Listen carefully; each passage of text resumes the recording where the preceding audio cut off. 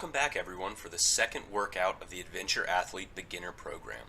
This is Brad, and today's workout will focus on building strength in the squat and hinge fundamental movement patterns, as well as introduce you to some lifting, climbing, and crawling skills. If you enjoy the session, please like, share, and subscribe. Let's get started. The first movement today is the goblet squat, so you want to grab a kettlebell or dumbbell and hold it at chest height. Pack the shoulders back and down to stabilize the weight. With your feet shoulder width apart, brace your abs and actively pull your hips to the floor, bending your knees at the same time. Take about 3 to 5 seconds to reach the bottom of the squat. Pause for 1 to 2 seconds, and then stand up tall by driving your feet through the floor and extending your hips. You can see here it's less of a sitting back motion and more of a pulling the hips straight down and then letting the knees bend to get out of the way. Keep the knees stacked on top of the ankles. This means no caving in at the knees, and try to avoid letting your knees extend past your toes. Pick a depth that feels right for you now. Typically, the bottom of the thigh being parallel to the floor is acceptable for most people. Once that feels comfortable, try getting the top of your thigh to parallel with the floor. Once 10 reps feels easy, at a certain weight, bump that weight up for a set or two.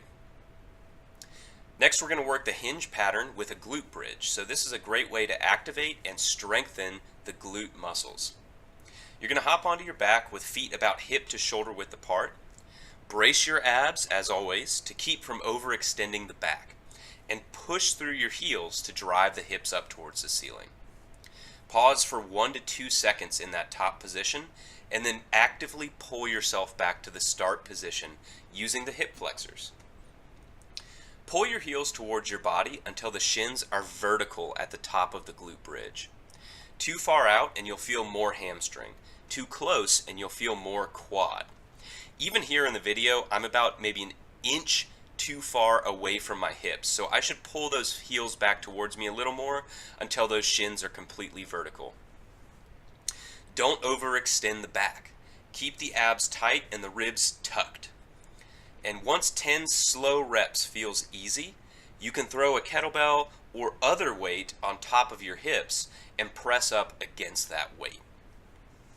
You can also focus on keeping your heels on the ground, but lifting your toes and the balls of your feet off of the ground. This might activate the glutes in a little different way.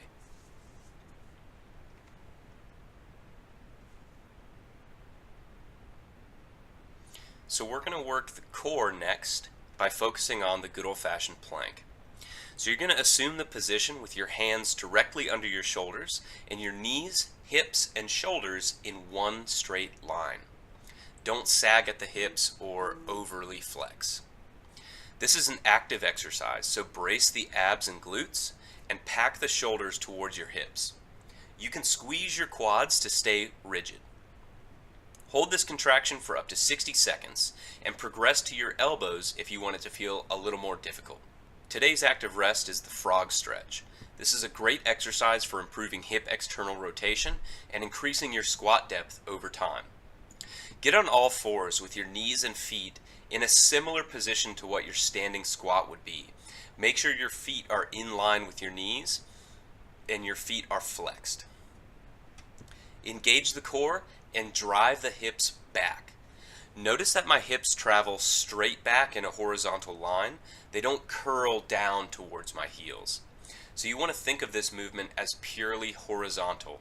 Keep your hips as far away from your heels as possible while driving back. Pause for a few seconds and then return to that start position.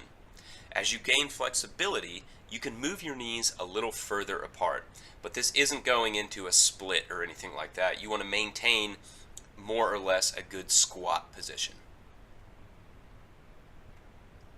Alright, so we're going to go right into our movement circuit. So this is a fun circuit that'll prepare you for crawling, climbing, and lifting odd objects. Remember, take your time and focus on technique. This isn't high intensity training. Be precise and move briskly, but with control. We're starting with the 2-point bear crawl. So you're going to get on all fours with your knees under your hips, hands under your shoulders.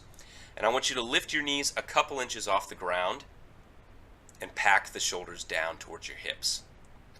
Before moving, brace your abs and keep them engaged as you lift one hand and the opposite foot off the ground. Hold for several seconds before returning to the start position. Try to keep your hips stable. If your hips are swaying side to side as you switch hands, focus on building up the core strength and pelvic stability over time.